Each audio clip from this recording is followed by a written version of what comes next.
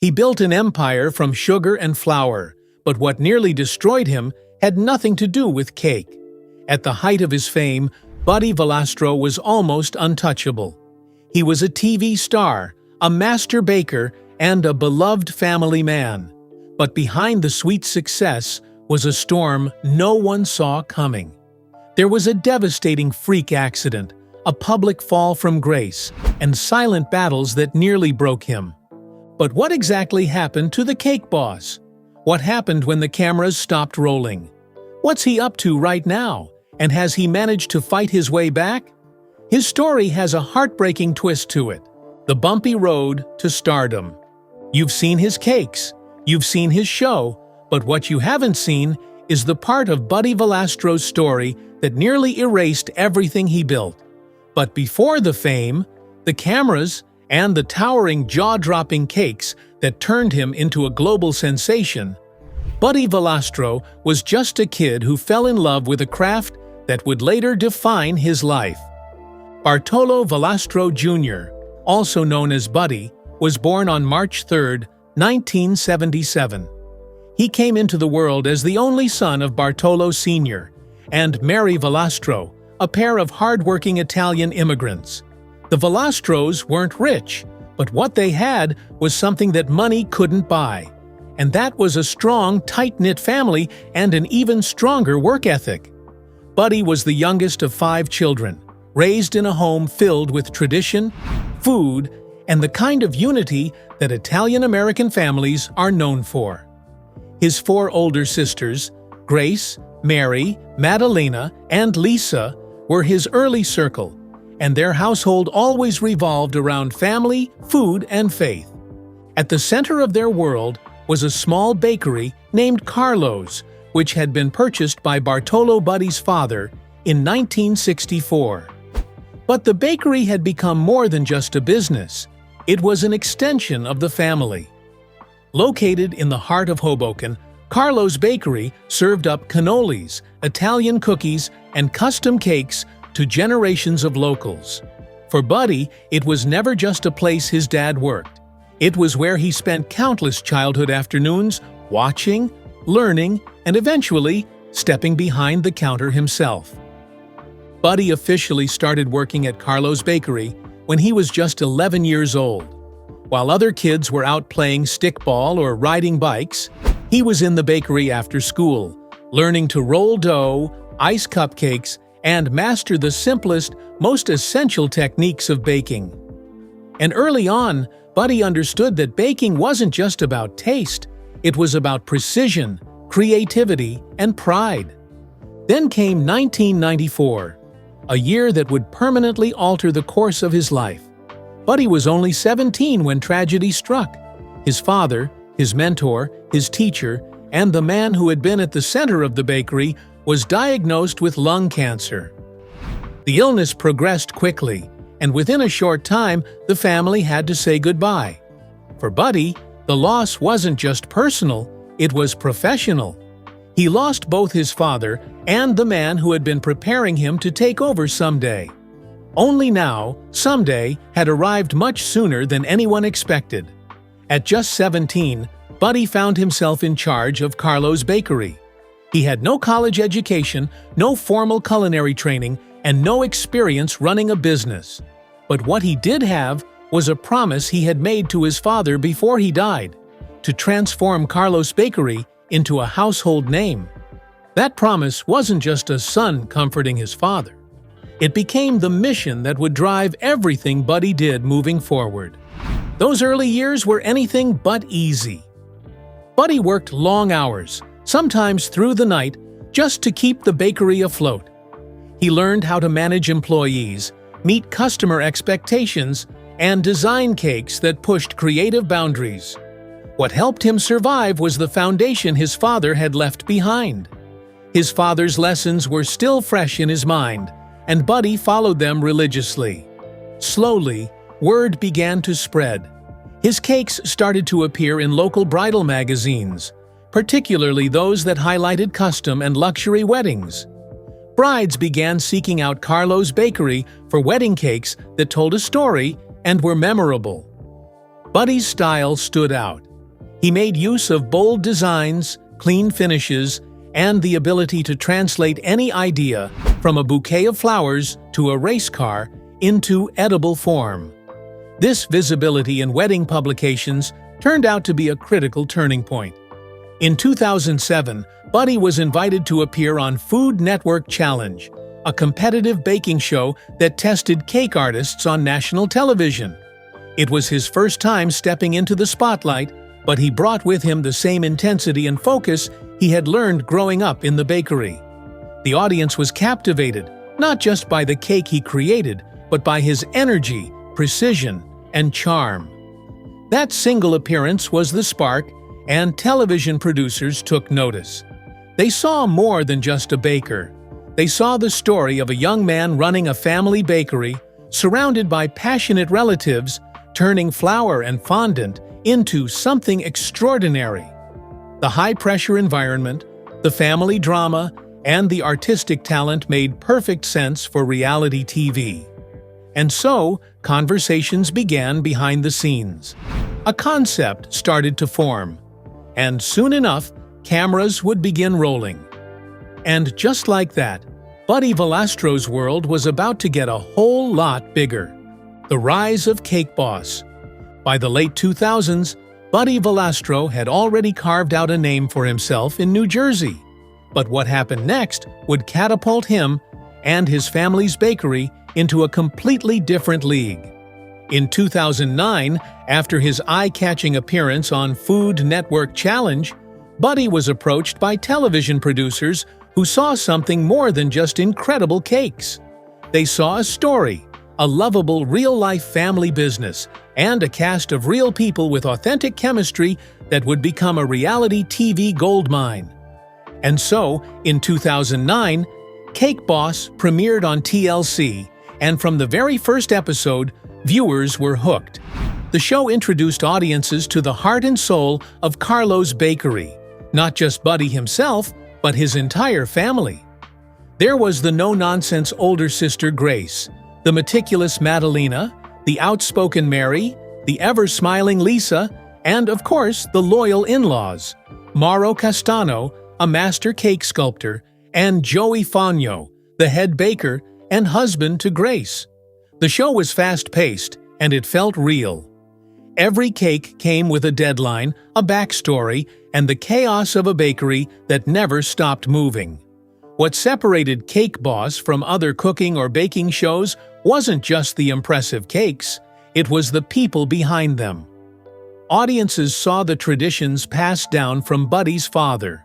They watched family arguments explode over fondant mistakes and cake deliveries gone wrong. They saw siblings fight, laugh, cry, and support each other in the high-pressure world of custom baking, and the world took notice. The show quickly became a hit, not just in the United States, but globally. Cake Boss was eventually broadcast in over 200 countries and dubbed or subtitled into multiple languages. Just like that, Buddy Valastro became a familiar face on multiple continents, and Carlo's Bakery became an internationally recognized brand. For many viewers, especially in immigrant households, the Valastro family dynamic was something they could relate to, especially when it came to tradition, hustle, generational pride, and the constant balancing act between love and business. Back home in Hoboken, things changed fast. Carlo's Bakery transformed from a beloved local shop into a full-fledged tourist destination. Fans began lining up outside the original storefront for hours just to catch a glimpse of the bakery they'd seen on TV. The once quiet block now buzzed with excitement every single day.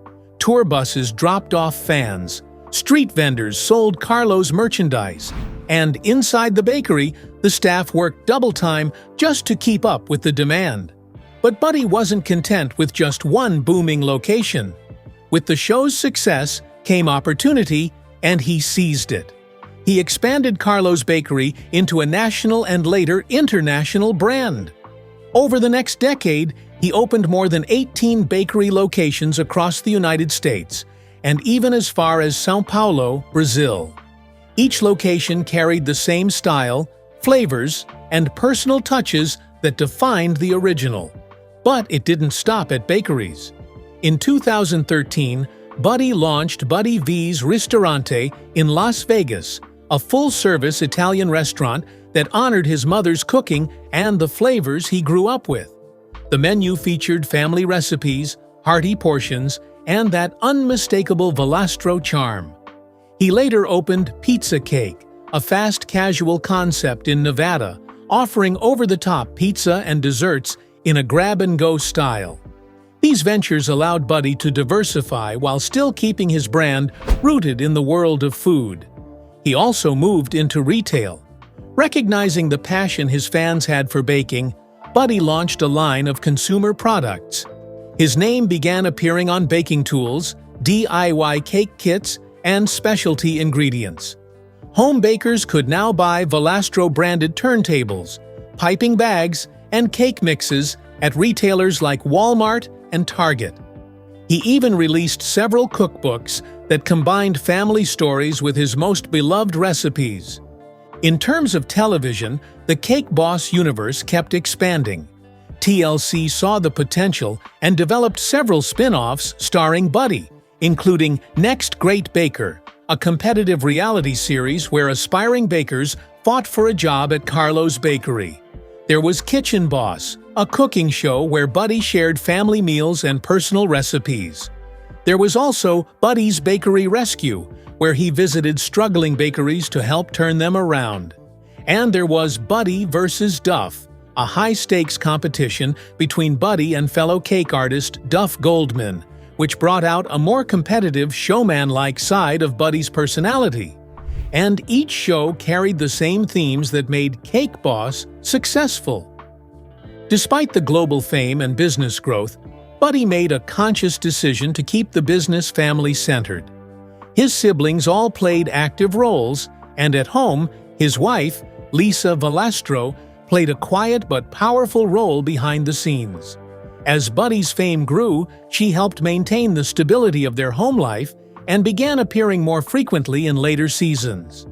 Their children also began to make occasional appearances, and as they grew older, Buddy introduced them to the kitchen, continuing the same hands-on mentoring style his father once used with him.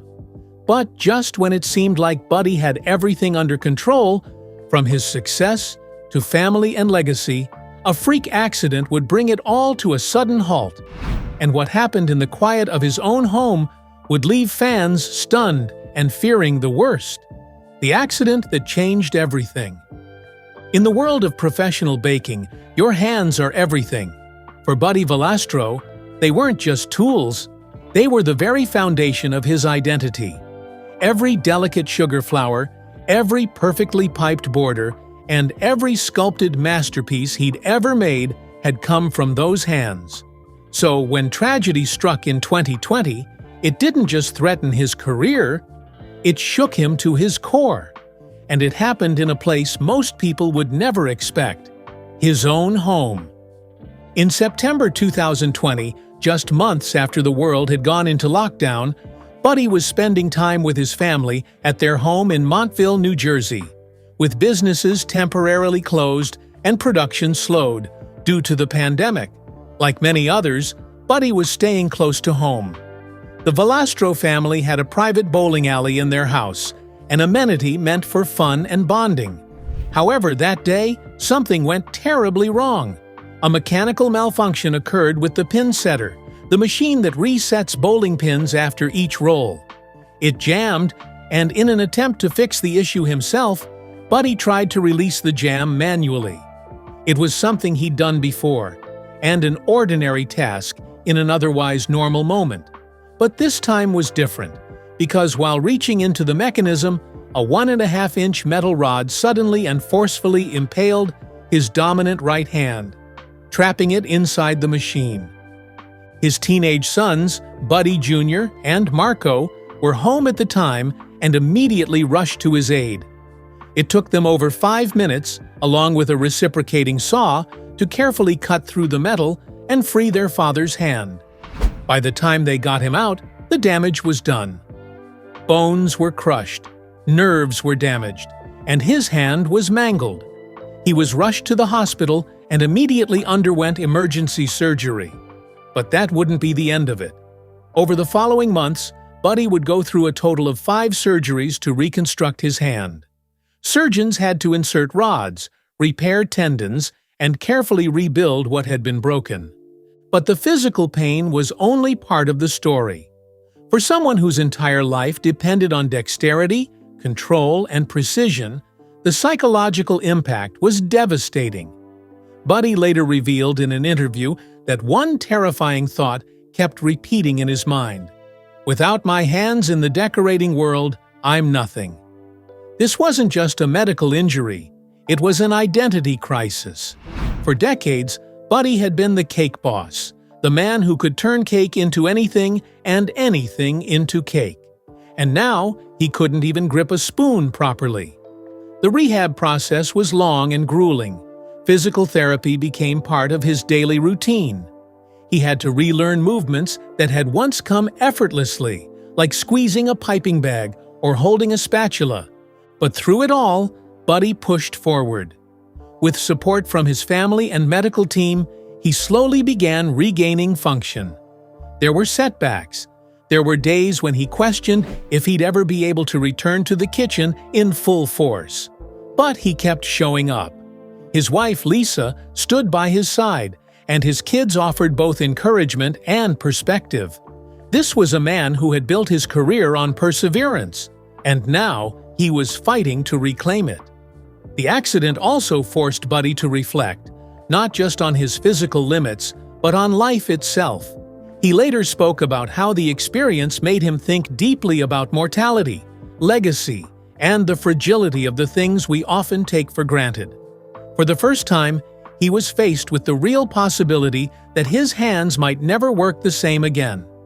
And with that came a wave of uncertainty about everything he'd built, from the bakery to the shows, the brand, and the family dream. But there was also a sense of clarity. He began to focus more on gratitude, on being alive, on being surrounded by people who cared enough to saw through a bowling machine to save him. And eventually, that mindset began to fuel his recovery. As of late 2021, Buddy announced that he had achieved about 95% recovery in his dominant hand. While some fine motor skills remained a work in progress, he was back in the kitchen, decorating cakes, managing his team, and doing what he loved most. And to many fans, that comeback meant everything. It wasn't just about Buddy making cakes again, it was about seeing someone who had built a life through passion and hard work come face to face with disaster and still choose to fight. But the accident also marked a turning point. In the months and years that followed, Buddy became more selective about his work, more intentional about his time, and more aware of the weight of public life. Because even as he recovered from his most personal crisis, a new set of challenges that couldn't be fixed with surgery or stitches began to surface.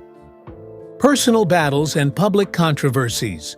Behind the cakes, the cameras, and the charisma, Buddy Valastro's journey has also included a fair share of public scrutiny and personal struggles. As the spotlight grew brighter, so did the pressure, and over the years, Buddy has had to face not only physical obstacles, but also emotional challenges, controversies, and losses that deeply reshaped both his public image and personal identity. One of the more private battles that Buddy later opened up about was his experience with panic attacks and mental health issues. Long before his accident and even before his global fame peaked, Buddy struggled silently under the weight of responsibility. Running a high-volume bakery, leading a growing business empire, starring in multiple TV shows, and raising a young family was a recipe for burnout. He admitted in interviews that his early days were overwhelming, and over time, that pressure manifested physically. Buddy experienced his first panic attack at the age of 27, and it was so severe that he had to be checked into the emergency ward. For a man who prided himself on leadership and strength, these episodes felt like failure. He eventually sought help and started speaking out about the importance of mental wellness. And that openness helped fans connect with him on a more human level, but it was only the beginning of a more complicated public journey. In 2014, Buddy's public image took a major hit when he was arrested for driving while intoxicated in New York City. In the early morning hours of November 13th, police officers pulled him over on 10th Avenue after noticing his car swerving between lanes.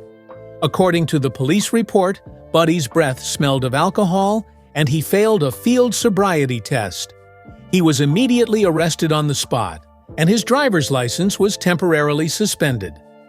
News of the arrest quickly made headlines, and for a figure so closely associated with family values and wholesome television, the incident felt deeply controversial to many fans.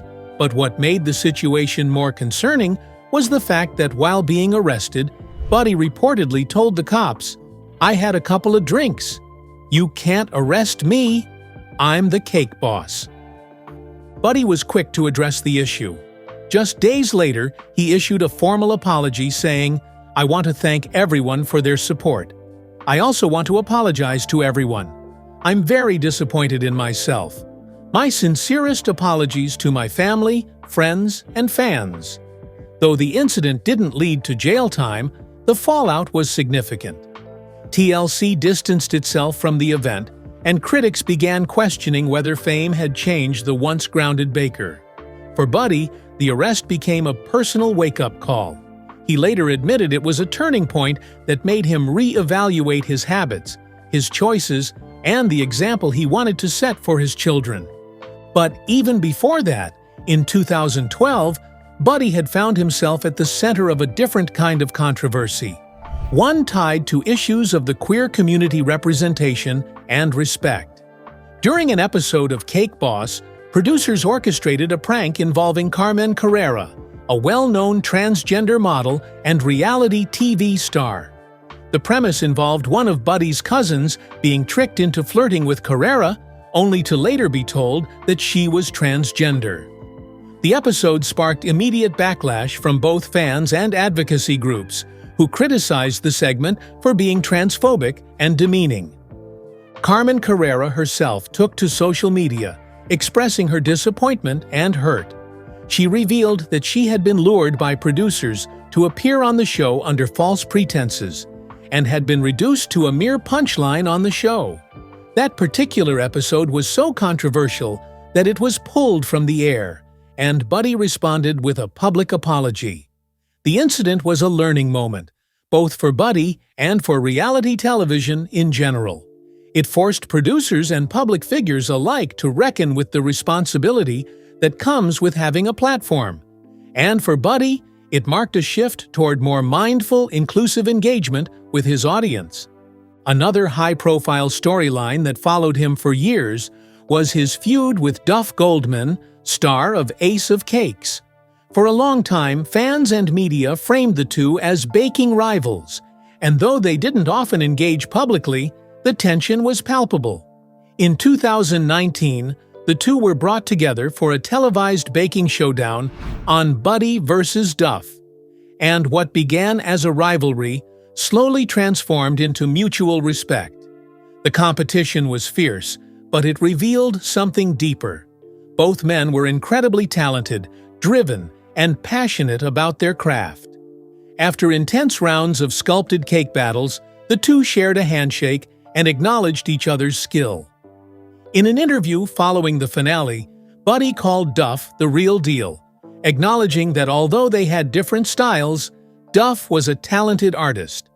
Duff responded similarly, saying he learned a lot just watching Buddy work. What could have remained a rivalry matured into a recognition of shared passion, and it was a moment fans of both camps appreciated. But perhaps the most heartbreaking chapter in Buddy's public life came in 2017, when he announced the death of his mother, Mary Valastro. Known to fans as Mama Mary, she had been a central figure on Cake Boss, known for her gentle presence, sharp wit, and old-school Italian wisdom. Mary had been battling ALS, also known as Lou Gehrig's disease, for several years, and her condition had progressively worsened. Her loss was devastating because Buddy often credited his mother as the heart of the family. Her passing left a visible void in both the show and his life. In the seasons that followed, fans noted a more subdued tone, with Buddy often reflecting more deeply on legacy, family, and the fragility of time. Losing his mother, just as he had once lost his father, added a layer of gravity to everything he did. He didn't just want to succeed, he wanted to honor the people who had helped him get there. But through all these challenges, mistakes, missteps, grief, and growth, Buddy Valastro showed something beyond cake skills. He showed the ability to learn, to reflect, and to keep moving forward. And so, after the fame, the accidents, the apologies, and the losses, Buddy Valastro still wasn't done.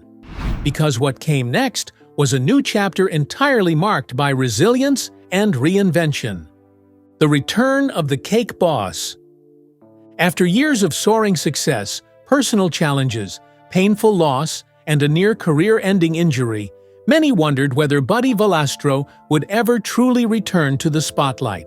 But the truth is, he never really left. He simply evolved. In 2023, Buddy made it official.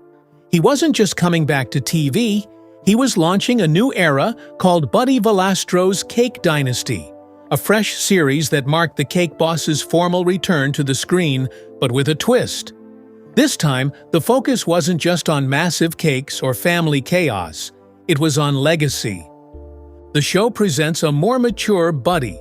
He's still the charismatic, fast-talking baker fans remember, but now with a clear mission to pass the torch. In Cake Dynasty, viewers get a deeper look at how Buddy is building the future of Carlo's Bakery, this time with his children front and center. His eldest daughter, Sophia, along with sons Buddy Jr., Marco, and Carlo, has stepped up to play bigger roles, learning the business from the ground up, just like he once did with his own father. In interviews promoting the show, Buddy shared how meaningful it's been to work side by side with his kids. To him, this was about building something they could be proud of and eventually take over. At the same time, the bakery itself has undergone major changes. The original Carlo's Bakery in Hoboken remains a cultural landmark, but the business model has shifted. In recent years, multiple physical locations of Carlo's Bakery have quietly closed, particularly in secondary markets where foot traffic dropped post-pandemic.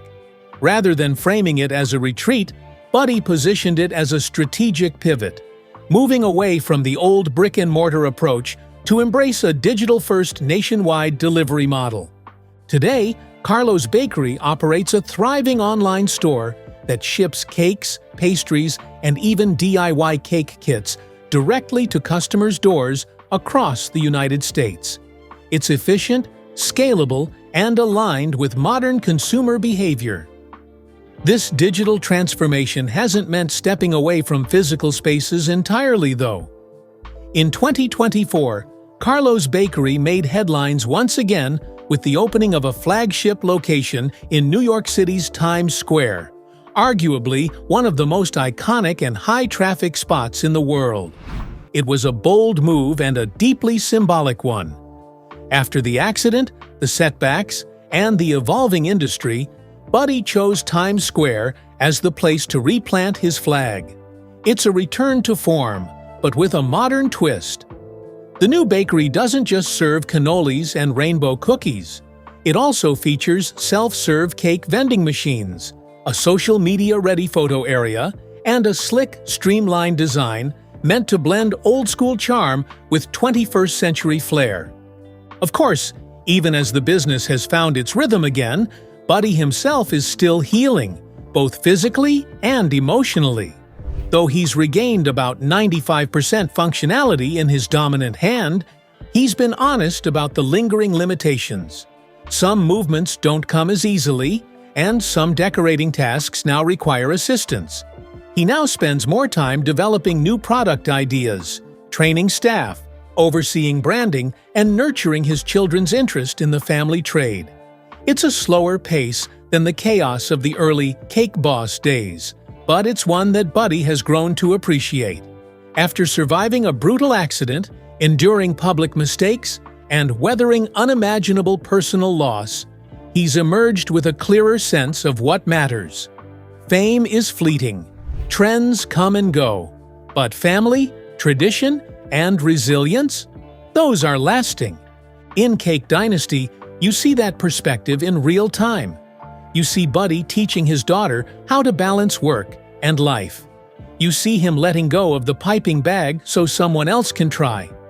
You see the hustle, but you also see the humility that comes from someone who knows just how quickly life can shift.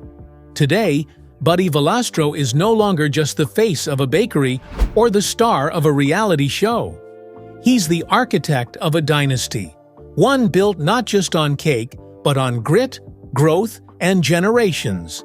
Would you like to see more of Buddy Valastro on television? Tell us in the comment section below. If you enjoyed this video, don't forget to click on the next video on your screen, like this video, and subscribe to our channel for more updates.